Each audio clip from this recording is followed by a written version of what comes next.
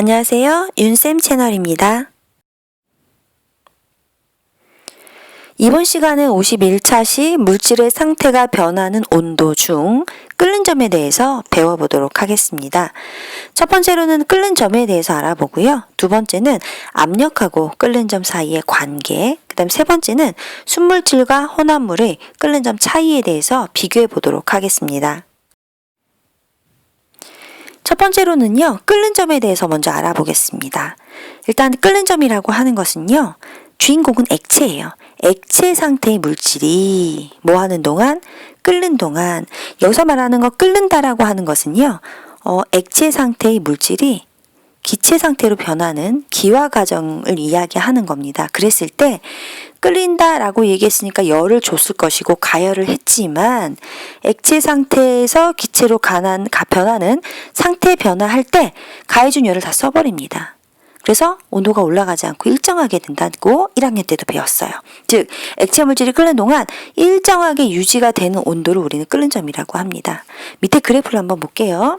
에탄올, 메탄올 글자가 한 글자 차이지만 완전히 다른 물질이에요.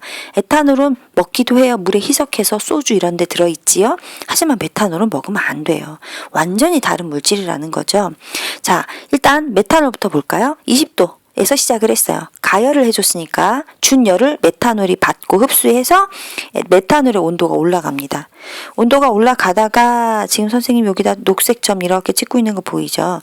이 녹색 점 있는 곳은 여기가 60이고 그 다음 여기가 70, 80인데 70, 60과 70 정확히 사이에 있으니까 이 온도를 굳이 적자면 65도씨 이렇게 적을 수가 있겠네요. 65도씨가 되면요.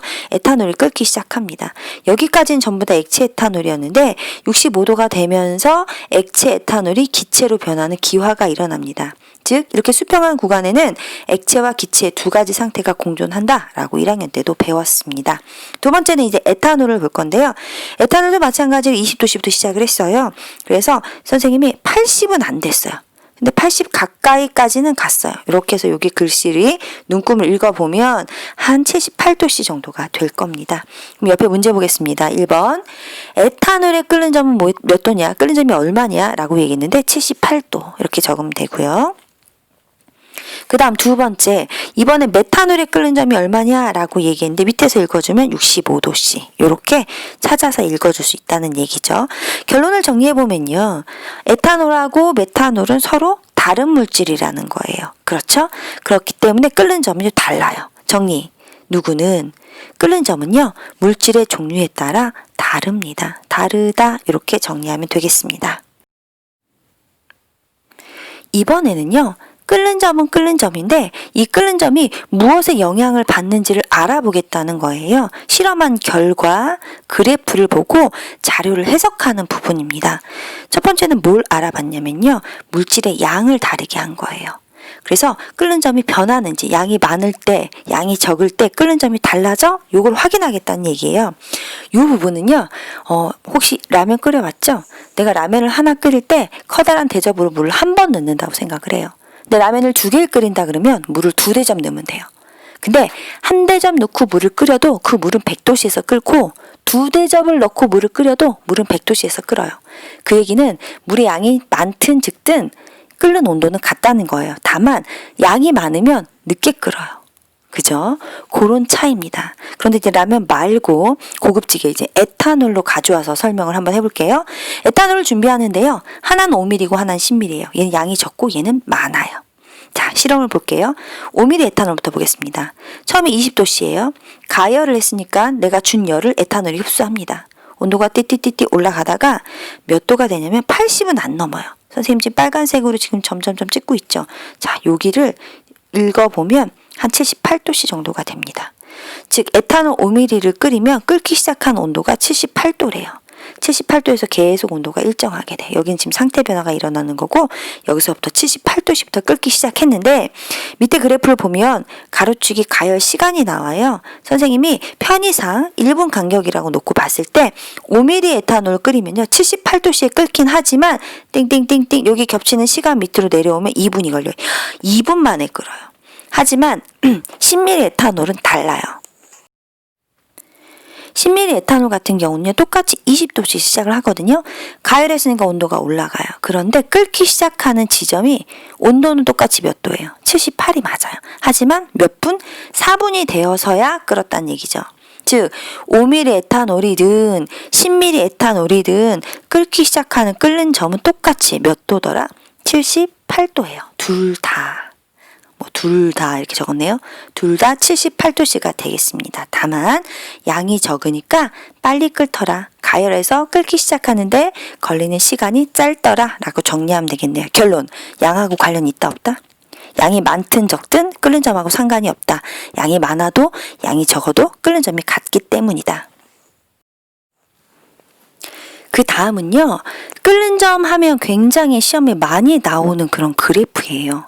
복합적으로 이해할 수 있어야 되기 때문에 이 그래프를 한번 설명을 해볼게요. 물질은 4개예요. A, B, C, D. 그랬을 때 이 4개의 끓는 점을 비교하래요. 끓는 점은 이제 온도가 가장 높은 거, 끓는 점이 높은 거부터 한번 적어볼게요. 온도, 끓기 시작하는 온도, 온도가 올라가다가 수평을 이루는 온도. A는 굉장히 높죠. B하고 C는 높이가 같아요. 온도 높이가. D는 작아요. 그러니까 끓는 점이 가장 높은 건 A. 그 다음은 B하고 C는 같아요. 그 다음은 D. 그럼 순서대로 적으면 A가 가장 끓는 점이 높고 B하고 C는 같고 D가 가장 낮다. 1번 이렇게 정리하면 되겠고요. 두 번째는요. 가장 빨리 끓는 것은 이랬어. 그럼 시간하고 관련이 있는 거니까 X축을 봐야 돼요. 시간이 짧은 거. 준비 시작. 0에서 시작했는데 제일 빨리 끓기 시작하는 게 B가 되겠죠. 그래서 B 부분을 이렇게 점선으로 그리면 가장 시간이 빨라요. 그래서 가장 빨리 끓는 물질이 뭐냐라고 했으니까 정답은 B 이렇게 적으면 되고요. 세 번째는 같은 물질은 이라고 했어요. 같은 물질? 물질이 같다라고 하는 것은 뭐가 같아야 될까요? 그렇죠. 같은 물질이야? 누가 같다? 그렇죠. 끓는 점이 같다. 끓는 점 같다. 그럼 끓는 점 같은 애 누가 있을까요? 그렇죠. B하고 C. 물론 B는 이렇게 여기서 끓기 시작했고 C는 여기서 끓기 시작했지만 온도는 같아요. 그래서 끓는 점이 같은 물질은 뭐냐? 그럼 끓는 점이 같은 애가 같은 물질이니까 B와 C 이렇게 정리하면 되겠네요. 마지막 네 번째. 같은 물질인데 근데 그래프 모양이 왜 달라? 이거 누구 얘기하냐면 B하고 C 봐봐. 끓는 점 같다며. 그래서 같은 물질이라며. 그런데 그래프가 얘는 왜 이렇고 얘는 왜 이래? 라고 하는 거면 같은 물질이지만 뭐가 다르다는 거야. 물질의 양이 다르다. 물질의 양이 다르다. 누가 더 많은 거예요? B는 빨리 끓었고 C는 늦게 끓었으니까. 그렇죠. B보다 C의 양이 훨씬 더 많은 겁니다. 그래서 모양이 이렇게 생긴 거예요. 자, 이제 정리하면요. 끓는다라고 하는 거는요. 물질을 구성하는 입자 사이에 서로 잡아당기는 힘이 강하잖아요. 그러면 그 힘을 이겨내고 기체로 돼야 돼요. 그러니까 입자들 사이에 잡아당기는 인력이 크다. 그러면 그렇지. 더 많은 에너지를 가지고 그 결합을 끊어야지 기체가 되는 겁니다. 결론은 물질을 구성하는 입자 사이에 잡아당기는 힘이 강해요. 그러면 그 힘을 이겨내고 기체로 돼야 돼요. 그러면 많은 에너지가 필요해요. 그래서 끓는 점이 결론은 높아집니다. 그러니까 물질마다 끓는 점이 다른 이유도 이렇게 설명할 수 있는 거예요. 입자들 사이에 잡아당기는 힘이 다 다른 거야. 물질마다. 어떤 애는 입자들 사이에 잡아당기는 힘이 너무 커. 그런 아이들은 그 큰 힘을 극복해서 기체로 변화시켜야 되기 때문에 그때는 끓는 점이 높을 수밖에 없다. 이렇게 정리하면 되겠습니다. 자, 이제는 표는 여러 가지 이제 물질의 끓는 점이에요. 교과서에 나온 그림인데요. 질소, 기체 같은 경우는요, 마이너스 195도 이미 끓어버렸어요. 산소도요, 암모니아도. 기체들은 대부분이 그래요. 하지만 물은 100도가 돼야 끓고요. 염화나트륨, 소금은 1465도가 있어야 끓어요. 철은 2861도 정도가 돼줘야 끓기 시작한다. 아, 물질마다 끓기 시작하는 온도, 끓는 온도가 다르다. 그렇죠. 순물질의 끓는 점은요, 양하고는 상관이 없어요. 아까 물 100g 끓이든 200g 끓이든 물은 100도에서 끓거든요. 양하고는 관계없어요. 같은 물질에서 항상 일정합니다. 물질의 종류에 따라 달라요. 이렇게 끓는 점이 물질마다 지금 다 다르죠. 그래서 물질을 구별할 수 있는 물질의 특성이 되는 겁니다. 전 시간에 배웠던 어는 점, 녹는 점에 이어서 끓는 점까지도 물질마다 다 다르게 가지고 있는 거죠. 그래서 물질의 특성이 될 수 있습니다. 굉장히 중요한 부분입니다. 물질의 특성. 두 번째는요, 끓는 점하고 압력과의 관계에 대해서 한번 알아보도록 하겠습니다. 일반적으로 우리 물이 100도씨에서 끓어라고 이야기를 하잖아요. 그 100도씨에서 끓기 위해서는 공기가 누르는 압력, 기압이 1기압이어만 가능해요. 그래서 기압이 1보다 크거나 혹은 기압이 1보다 작게 되면 100도씨에서 안 끓는다라는 이야기입니다. 1기압일 때 100도씨에서 끓는다는 거죠. 자, 그럼 압력하고 끓는 점하고 무슨 관계가 있느냐? 예시가 두 가지가 있어요. 생활하고 관련된 예시죠. 압력밥솥으로 밥을 하잖아요. 밥이 빨리 그래요. 왜냐면요, 압력밥솥은요, 뚜껑 안에 고무 패킹이 있어요. 그래서 안에서 쌀하고 물을 같이 넣고 뚜껑을 막아요. 그럼 가열을 하면 쌀과 같이 들어간 물이 열을 받아서 물이 끓기 시작해요. 그래서 수증기로 변해요. 그런데 압력밥솥 뚜껑 안에 패킹이 있어서 수증기가 절대 빠져나가지 못하게 하는 거예요. 그럼 수증기는 점점 많아지고 많은 수증기들이 가만히 있지 않고 막 부딪히면서 그 솥 안에 압력이 높아지는 겁니다. 그랬더니 원래 물은 몇 도씨에서 끓죠? 1기압일 때 100도씨에서 끓죠. 그런데 압력이 높아져 버렸더니 끓는 점도 같이 높아져요. 100도씨에서 쌀을 익히는 거하고 압력이 높아져서 끓는 점이 100도보다 높은 상태에서 쌀을 익히는 거하고 언제 더 쌀이 더 잘 익겠어요? 100도일 때보다? 아니죠. 100도보다 높을 때 훨씬 더 쌀이 더 잘 익어요. 그러니까 밥이 빨리 된다는 얘기죠.